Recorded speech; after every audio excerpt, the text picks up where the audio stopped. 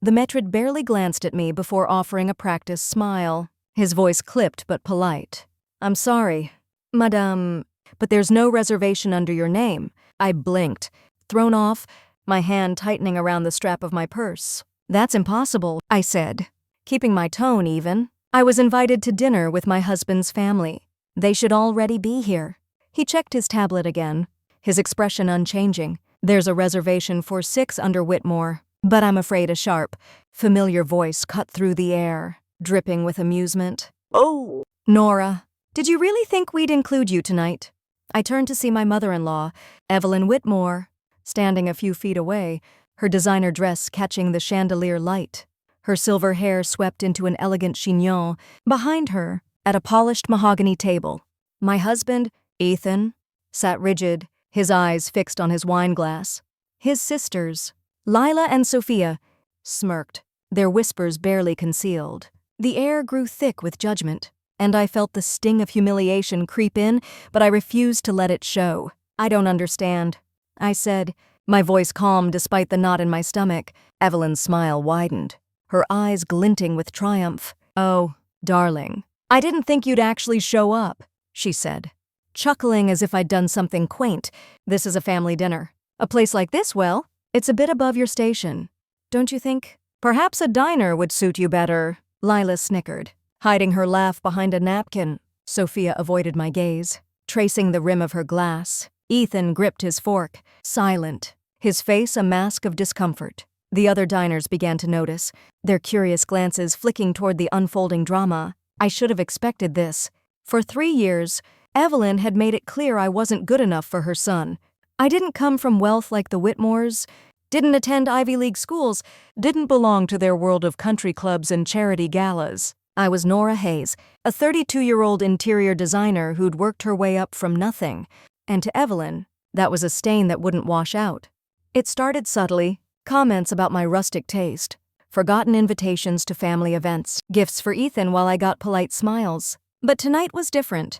Evelyn had orchestrated this, a dinner at the city's most exclusive restaurant, the kind with a 6-month wait list, designed to leave me standing at the entrance like an outsider. And she was savoring every second. The humiliation should have crushed me, but something inside me shifted. I straightened, meeting Evelyn's gaze with a slow, deliberate smile that made her expression falter. "Would you kindly ask the owner to come out?" I asked the maître d', my voice smooth and confident. Evelyn laughed, a sharp, dismissive sound. "Oh, please.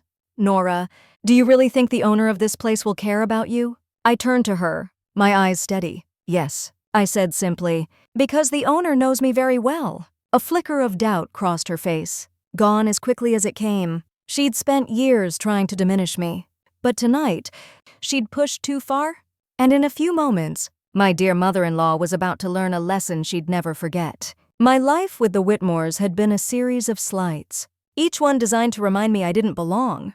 Ethan and I met 5 years ago at a charity auction where I'd designed the venue's decor. He was charming, driven, a tech entrepreneur with a warm smile and big dreams. I fell for him, believing he saw me for who I was, a woman who'd built her career from scratch, turning small gigs into a respected design firm.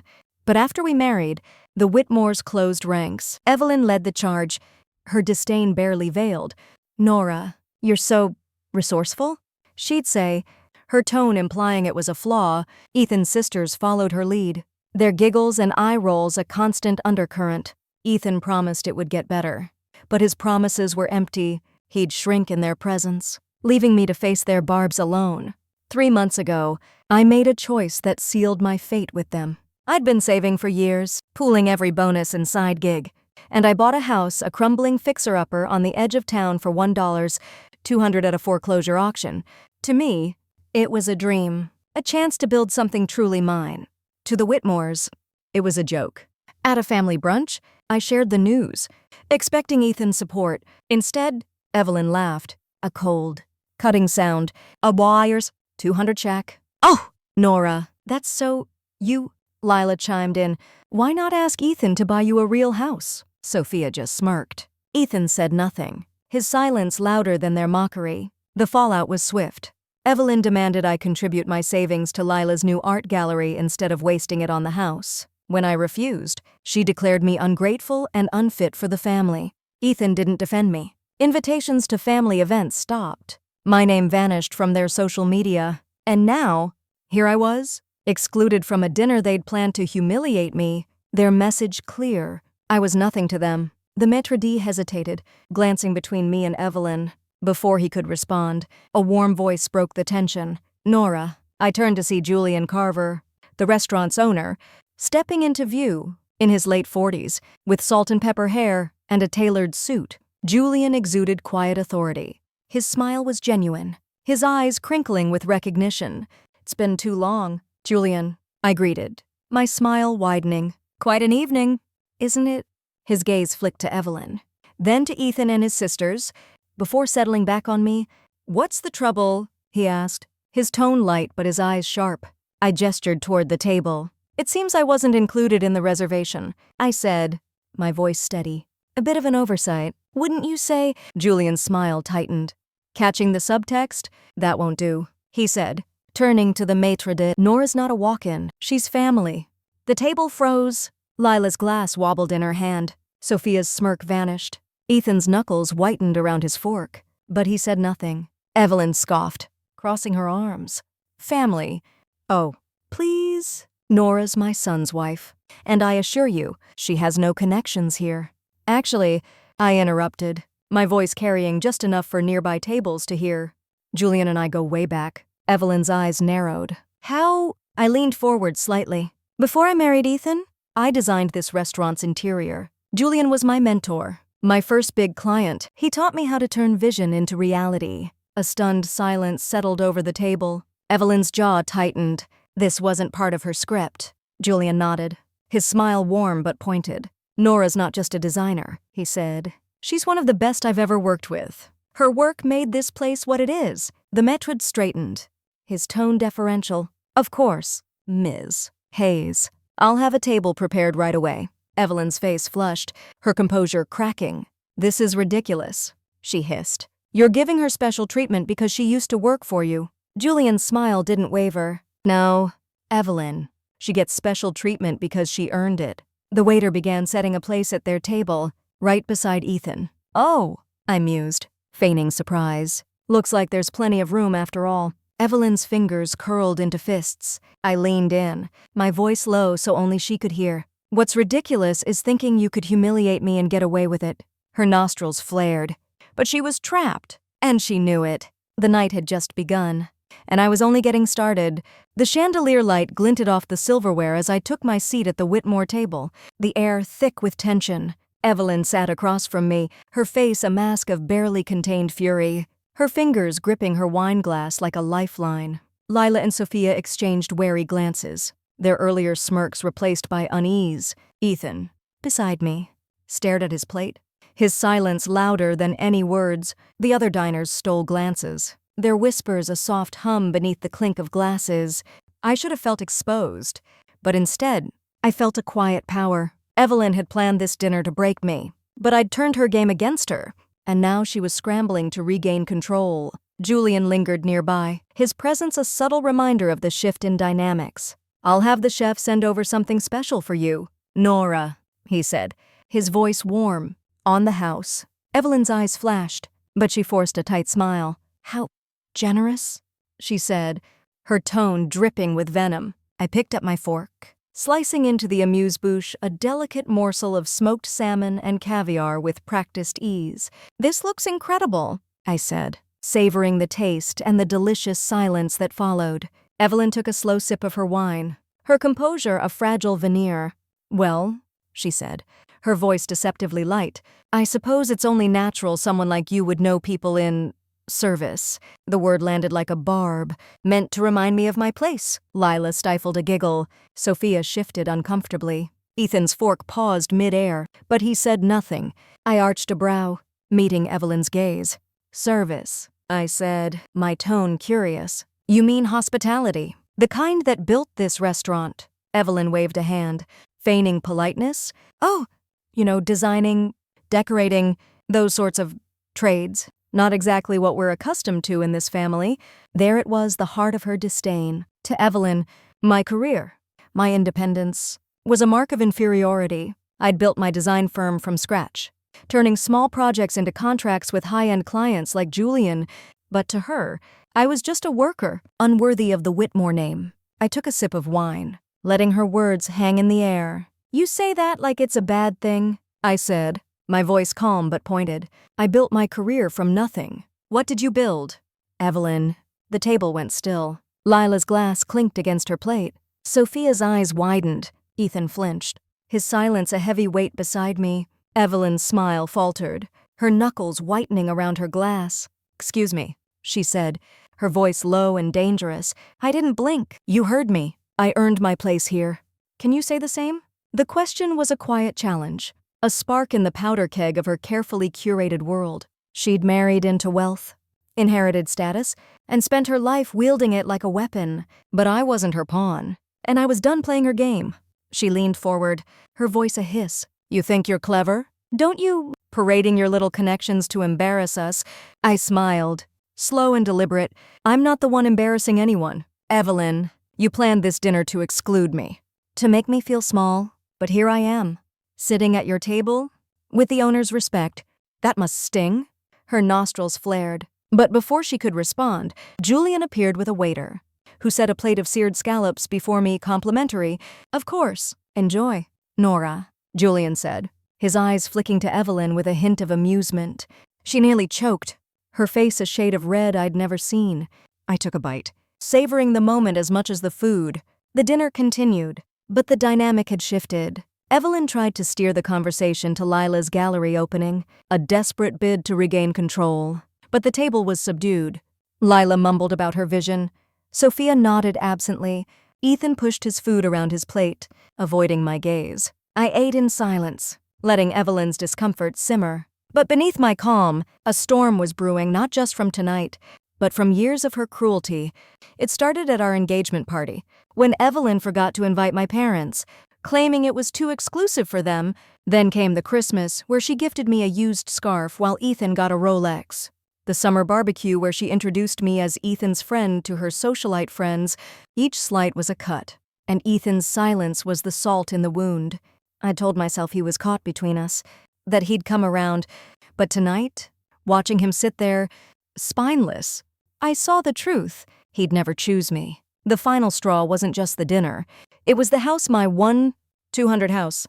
The one I'd bought with my own money, the one they'd mocked mercilessly. Evelyn had called it a slum. Lila had laughed. Sophia had rolled her eyes. Ethan had promised to support me. But when Evelyn demanded I fund Lila's gallery instead, he'd stayed silent. That silence had cost me invitations, respect, my place in their world.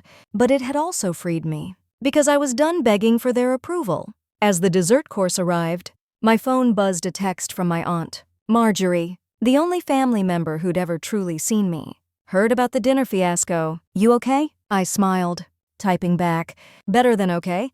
I'm taking back my life." Marjorie was my rock. A retired lawyer who'd left the Whitmore orbit years ago after a falling out with Evelyn, her support was a lifeline, a reminder that I wasn't alone. I set my phone down, meeting Evelyn's glare across the table. She thought she'd won by excluding me, but she'd only shown her hand. This dinner was just the beginning. I had a secret one that would turn their world upside down, and when the time came, I'd make sure they felt every ounce of the humiliation they'd tried to inflict on me. The morning after the dinner, I stood in the driveway of my $200 house, the early autumn air cool against my skin. The house loomed before me, its peeling paint and sagging porch a stark contrast to the Whitmore's manicured estate. To them, it was a joke, a symbol of my failure. To me, it was a rebellion, a declaration that I didn't need their wealth or approval to build a life, but the sting of Evelyn's orchestrated humiliation lingered, sharpened by Ethan's silence. As I gripped a paint can, ready to start another day of repairs, I knew this house wasn't just a home, it was my battleground. The dinner had been a public spectacle. Evelyn's attempt to cast me as an outsider in front of her elite circle, she'd succeeded in part the whispers of the other diners, the smirks of Lila and Sophia, Ethan's refusal to defend me, but I'd turned the tables. Leveraging my connection with Julian to claim my place at their table, Evelyn's fury had been palpable, but I knew she wasn't done. She never was. And I wasn't either. I'd spent the week since the dinner working on the house, scrubbing floors, patching walls, and painting the exterior a soft gray. Each task was a way to channel my anger, to reclaim something the Whitmores had tried to take, but their mockery echoed in my mind. At that brunch 3 months ago, when I'd announced the purchase, Evelyn had laughed. "A mar? 200 shack? Nora, you're embarrassing yourself," Lila had chimed in. "Why live in a dump when Ethan can afford better?" Sophia had smirked. "It's so quaint." Ethan had said nothing, his silence a betrayal that cut deeper than their words. The house was more than a purchase.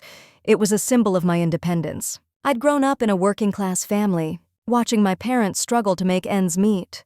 I'd put myself through design school, taking night shifts at a diner to pay tuition.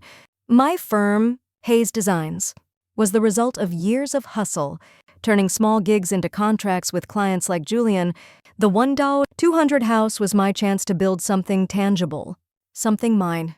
But to the Whitmores, it was proof I didn't belong. My phone buzzed, pulling me from my thoughts. A text from Marjorie. Saw Lila's gallery opening invite. "You're not on it. What's Evelyn playing at now?" I sighed. Typing back, more of the same. "She's trying to erase me, but I'm not going anywhere." Marjorie's reply was instant. "Good. Keep evidence. She's slipping." "Nora, you'll get your moment." Lila's gallery opening was the talk of the town, a lavish event funded by the Whitmore fortune.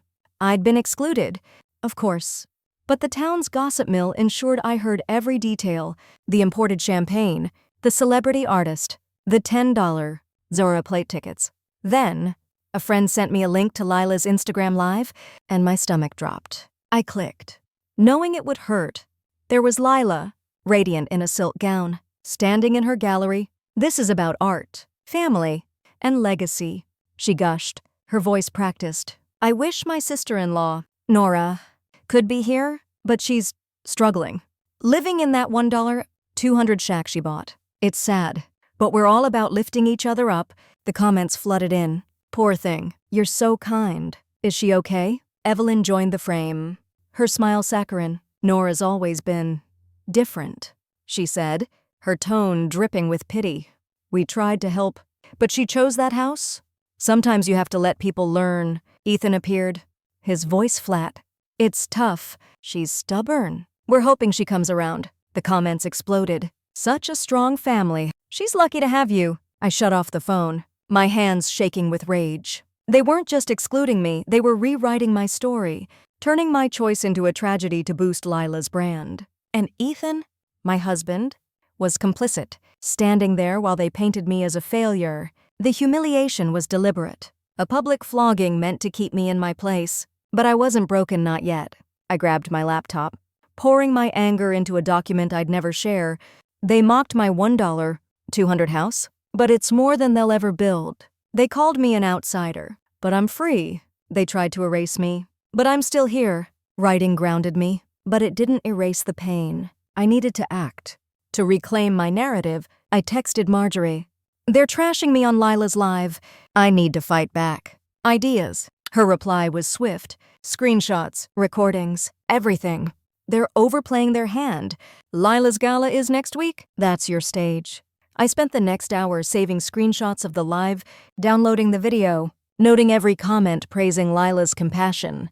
I didn't know how I'd use it yet, but Marjorie was right. They were building a house of cards, and I'd be ready when it fell. The house creaked around me, as if cheering me on. This $1,200 dream was mine, and no one, not Evelyn, not Lila, not Ethan, could take it away. The house was starting to feel like home, its once dilapidated walls now sturdy, its floors gleaming under new varnish. I'd spent weeks transforming my $1,200 purchase. Each nail hammered a defiance against the Whitmores' mockery, but the pain of their betrayal burned, fueled by Lila's Instagram Live, where they'd turned my dream into a public pity party. Evelyn, Lila, Sophia, and Ethan had painted me as a struggling outcast, and the town had eaten it up. I was determined to fight back. But I didn't yet know how until a discovery turned my world upside down. I was sorting through old files in the attic, looking for my house's deed, when I found a folder tucked behind a box of Ethan's college memorabilia. Inside was a bank statement. Not in my name, But with my social security number, my heart raced as I scanned at a trust account, opened in my name, with $50, were withdrawn 6 months ago. The recipient, Lila's art gallery. A second document revealed a crowdfunding campaign, Support Nora's Dream Home, with a photo of me painting my house. Taken without my consent, the campaign had raised $30, nor only, all funneled to Lila's gallery. Organized by Evelyn, I felt sick. They'd used my name, my story, to fund Lila's vanity project, exploiting my $1.200 house as a sob story to scam donors. The campaign was still active, with comments praising Evelyn's generosity and Lila's compassion. I called Marjorie, my voice trembling. "They've been stealing from me," I said, pacing the attic. "A trust account. A crowdfunding scam. They're using my name to bankroll Lila's gallery." Marjorie's voice was steel. "That's fraud, Nora. Send me everything, statements, screenshots, the campaign page. We'll nail them." I spent the next hour documenting the evidence, saving every post, every transaction, every comment. The more I dug, the worse it got. Evelyn had posed as me in donor emails, thanking them for helping my dream. Lila had posted updates about my struggle, using staged photos of my house's worst corners' leaky pipes, cracked walls taken during a visit to check on me. Ethan had signed off on the trust withdrawal. His signature a betrayal I couldn't unsee. I texted Ethan, "Why is there a trust in my name funding Lila's gallery? And a crowdfunding scam using my house? Explain." His reply was immediate. Defensive, "It's not what you think. Mom was trying to help Lila. You weren't using the trust." I fired back. "You stole from me. That's not help, it's theft." He didn't respond for hours, then sent a voicemail. "Nora, you're blowing this out of proportion. The money was just sitting there. Lila needed it for her gallery. You'd get it if you weren't so obsessed with that house." I saved the message, my rage a cold, focused fire. Marjorie came over that night, her laptop open to a legal database. "This is serious," she said, reviewing my evidence. "It's not just unethical, it's criminal. We need to report it. But we need to be smart. Lila's gala is in a few days. That's your moment to expose them." I nodded, a plan forming. "I want them to face this publicly," I said. "They humiliated me in front of thousands. I want the truth to hit the same way." Marjorie smiled, her eyes gleaming. "Then let's make it happen. Get me every scrap of evidence. I know a lawyer who can draft a fraud notice. We'll hit them where it hurts, right in front of their precious guests." The week before the gala, I worked tirelessly. By day, I painted, hammered, and planted flowers in my front yard, each task a way to ground myself. By night, I built my case with Marjorie, compiling bank records, campaign screenshots, and Ethan's voicemail. The crowdfunding was still raking in donations. Lila posting about family unity while Evelyn shared the scam on her socials. Their hypocrisy fueled me. They thought they could bury me, but they'd underestimated me. As I stood in the attic, the folder of evidence in my hands, the house seemed to hum with purpose. This $1.200 dream wasn't just a home, it was my proof that I was stronger than their lies. And at Lila's gala, I'd make sure they learned that lesson the hard way. The drive to Lila's gala felt like a march to war. The evening air was crisp, but my hands were steady as I gripped the steering wheel. A folder of evidence, bank statements, crowdfunding screenshots, and a fraud notice tucked in my bag. I wasn't nervous, not anymore.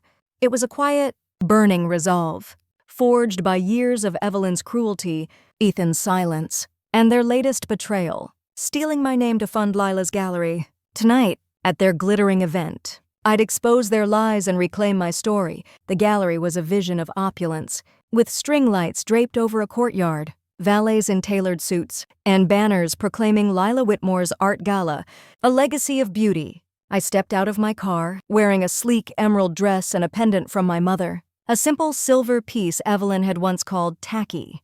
Tonight, it felt like a shield. I handed my keys to the valet and walked toward the entrance, my heart calm but fierce. The courtyard was alive with wealth, socialites, artists, and local power players sipping champagne under a canopy of stars. Lila was the center of attention, radiant in a crimson gown, posing for photos with her curated paintings. Evelyn and Sophia flanked her, their smiles as polished as the marble floors. Ethan stood nearby, his face tight, avoiding the crowd. I slipped into the throng, unnoticed, my presence a secret weapon. I wasn't here to beg for a seat, I was here to shatter their world.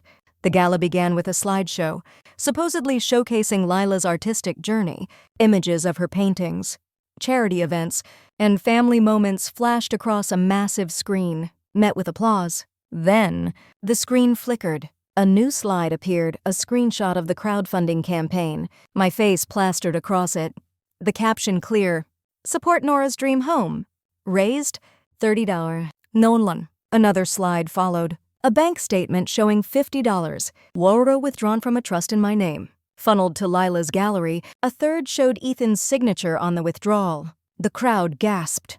Phones shooting up to record, whispers turned to murmurs.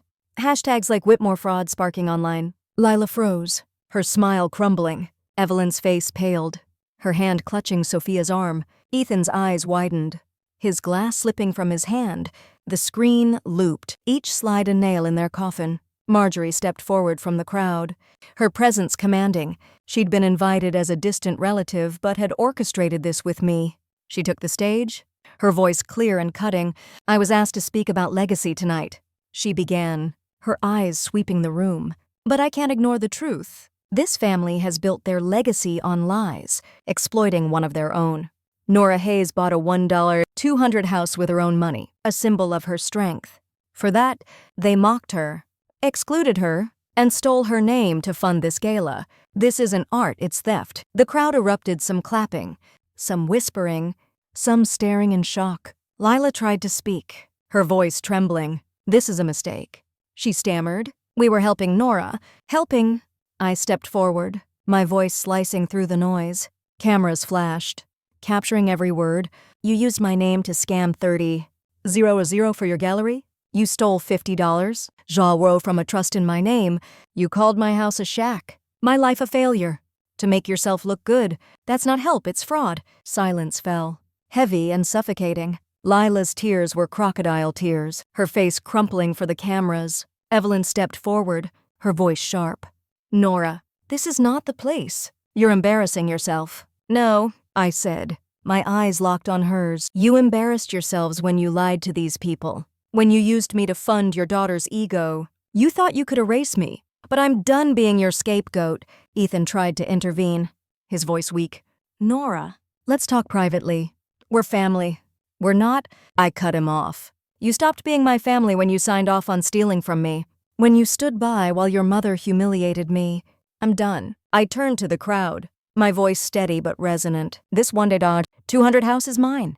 It's not a failure, it's a triumph. It's proof I don't need your money, your lies, or your approval to build something real. No one can take that from me." Marjorie stood beside me, her arm around my shoulders. The crowd was a mix of applause and stunned silence, phones recording the moment. Lila fled the stage, her gown trailing behind her.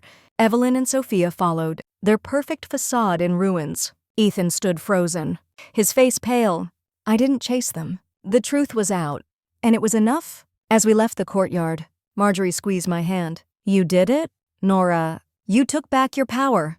I nodded, the pendant at my neck a quiet reminder of my mother's strength. The fight wasn't over, but for the first time, I felt unstoppable.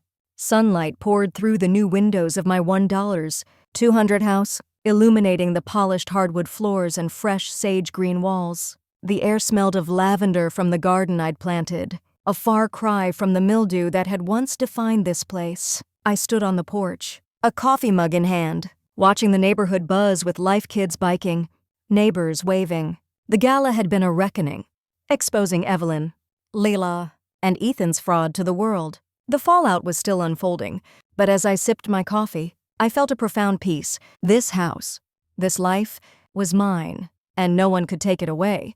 The internet had ignited after the gala. Clips of Lila's tear-streaked face went viral.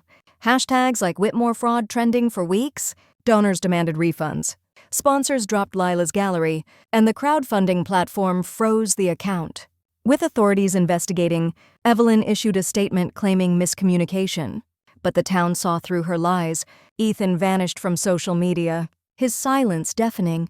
The gossip mill turned on them, whispering about their greed. I didn't revel in it, I didn't need to. The truth had won. I'd spent the past month transforming the house, installing a new roof, painting every room. and building a studio for my design work. Each task was a step toward healing, a way to rewrite the narrative the Whitmores had tried to impose. Marjorie was a constant ally, helping with repairs and offering legal advice. "You're a force, Nora," she'd say, her lawyer's precision evident in every nail she drove. Her support was a reminder that family was chosen, not inherited. Then, one morning, my phone buzzed a text from Ethan. "Nora, I messed up. Can we talk? I need you." No apology, just the same entitled expectation that I'd save him. I showed the text to Marjorie, who laughed. "He's desperate," she said. "What's your move?" I thought of the years of silence, the dinner where he'd let Evelyn humiliate me, the trust he'd signed away. I typed, "There's no place for you here. Fix your own mistakes." I sent it and blocked his number, a weight lifting from my chest, the pendant at my neck. My mother's gift felt like a beacon of my own strength. The house was a symbol now, not just of survival but of triumph. I hung a photo in the entryway, me at 25, standing in my first design studio, grinning with pride. Marjorie was beside me, cheering, her support unwavering even then. Beneath it, I wrote, "You are enough." It was a promise to myself, a vow to never let anyone dim my light again. The community embraced me, their support overwhelming. A local lumberyard donated materials, kids painted murals on my fence, and clients flooded my firm with new projects, inspired by my story. I launched a design workshop at the community center, teaching others to create spaces that told their stories. My website, once a portfolio, became a blog, chronicling my journey from exclusion to empowerment. Readers shared their own tales of betrayal and resilience, their words a reminder I wasn't alone. One evening, as I sat on the porch, watching the sunset paint the sky in hues of coral and gold, my phone buzzed an email from the city's zoning board. "Complaints about your property from Lila Whitmore have been dismissed. Your house meets all codes." I smiled, picturing Lila's frustration. She'd tried to sabotage me, but my home was untouchable, built on a foundation stronger than her lies. I walked inside, the pendant catching the light. The house was small, imperfect, but it was mine, a sanctuary born from defiance. I'd spent years trying to fit into the Whitmore world, believing Ethan's love would bridge the gap. But they'd never wanted me, and he'd never fought for me, so I'd built my own world, brick by brick, choice by choice. They'd mocked my $1.200 dream, but it was stronger than their wealth, their fraud, their fragile empire. As I sat at my studio desk, sketching a new project, I thought of the future. I'd keep designing, keep teaching, keep fighting for the life I deserved. And when others came knocking, clients, neighbors, or even the Whitmores, they'd find a door that opened only to truth. This house, this life, was mine, and I was finally free.